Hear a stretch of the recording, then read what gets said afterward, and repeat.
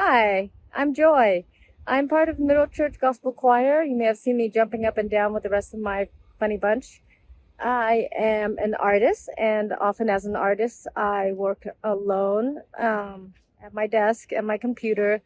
And as an activist, you need more than that.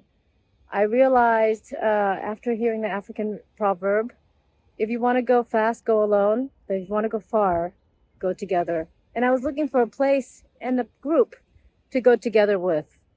And I want to show you this video that tells me how I joined the movement at Middle Church. I hope you can join us too.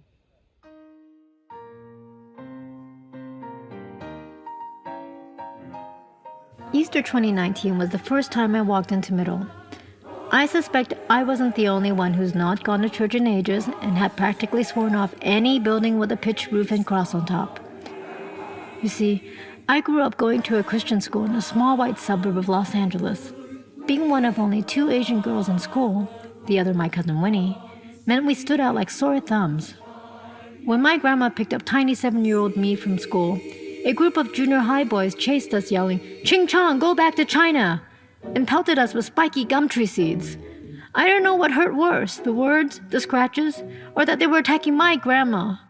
It lasted for about a week until my first act of activism. I marched into the school library, pulled out the yearbook, jotted down the names of my tormentors, and walked into the principal's office. The kind man was horrified and made sure the good Christian boys in his school would never do that again. But for little 7-year-old me, racism was forever connected to Christianity. Now back to Easter 2019, and 40-something-year-old queer me walks into Middle with my girlfriend. We were directed to the parish hall because the sanctuary was already full. I remember thinking, wow, this church is actually popular. Looking around, I thought, who are these people? They were all different colors, ages, shapes, and sizes, and they were rowdy and having fun, not like the stern church folks I knew. Service began, and I couldn't believe my eyes. Jesus Christ. They were performing Jesus Christ Superstar. How queer is that? Then hearing Reverend Jackie's powerful anti-hate sermon, a warm fire lit in me. Like a feeling of open arms and a voice telling me, stay with us, stay with us. So I went to find out who us is. Less than a week later, I walked into the rehearsal room of the Jerice Johnson Gospel Choir.